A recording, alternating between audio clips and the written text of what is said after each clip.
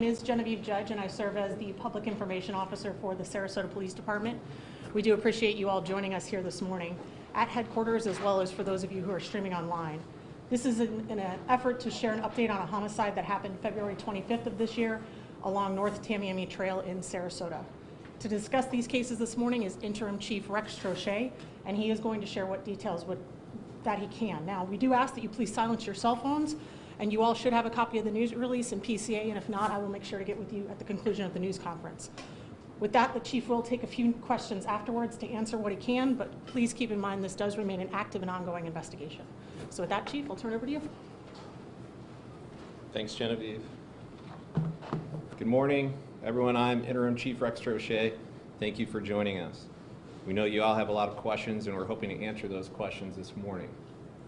We're proud to announce the arrest of William Devonshire, age 52, on charges of murder in connection to the death of Kelly Ann Ripley on February 25th near the Centennial Park boat ramp along North Tamiami Trail in the city of Sarasota.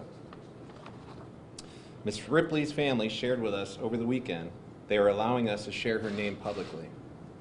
Devonshire is also a strong suspect in the second homicide case that happened along North Tamiami Trail on March 10th.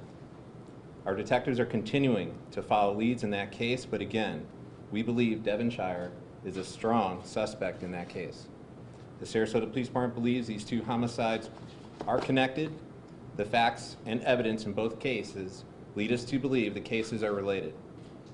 We are still working to determine if the Devonshire knew the two women at this point. To give a timeline of events leading up to Devonshire's arrest, on February 25th, Sarasota police officers responded to a wooded area in the 1100 block of North Tamiami Trail. On February 26th, the 12th District Medical Examiner's Office determined Ms. Ripley's death was homicidal violence and as a result of blunt force trauma and manual strangulation.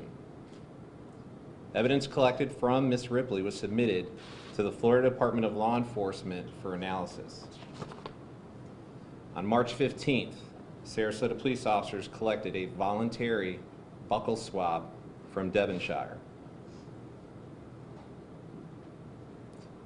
A buccal swab is a Q-tip swab inside your mouth for DNA comparison. On Friday, March 25th, Devonshire was arrested in Pioneer Park on unrelated charges of trespassing, possession of cocaine, and possession of paraphernalia. On Saturday, Devonshire's DNA was a match to swabs collected from Ms. Ripley during her autopsy. On Saturday, Devonshire was charged with murder in the death of Ms. Ripley.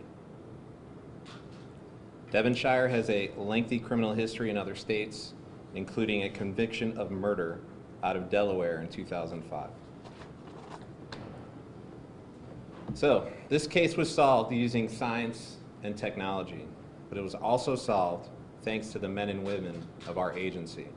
Our criminal investigation division, our patrol officers, all came together. They sacrificed their weekends, nights, and time away for their families to bring justice to this case and to the family. I have to give a special thank you to various units in our agency. I want to thank again the Criminal Investigation Division for your hard work, the Community Action Team who helped out, our Homeless Outreach Team who spent countless hours on the streets making contacts, our Marine Patrol Unit, and thank you to other agencies who assisted us as well. Florida Department of Law Enforcement with the DNA analysis. They worked through the night to help get us the findings that we have. Federal Bureau of Investigations with their technical assistance, the State Attorney's Office, the Sarasota County Sheriff's Office, and the Attorney General's Office. We want to send our condolences to the family that are mourning the loss of their loved one in this tragedy. Questions?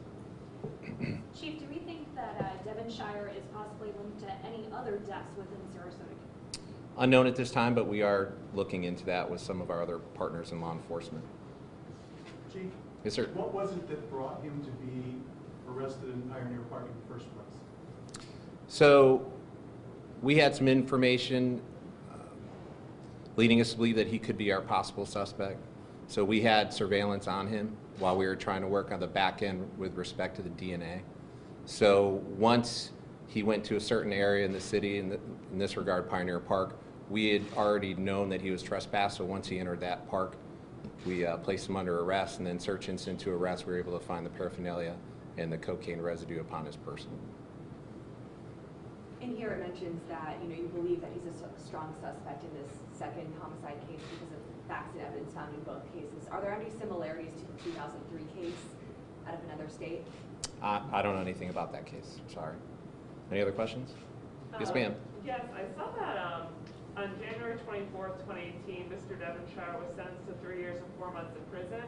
And then I saw that he served from February 2018 to June 2020. And then he seemed like he was incarcerated again from May 21 to August 2021.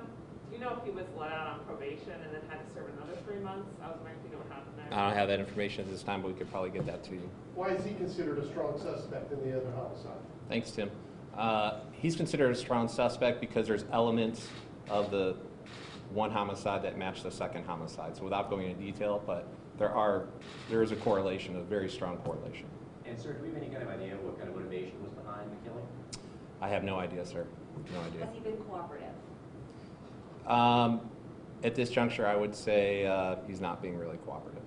Did any of the, if you got any surveillance video from any of the neighboring properties, did that assist you in arresting him? Without going too in-depth in the investigation, because obviously they're open and active right now, video did play a huge role.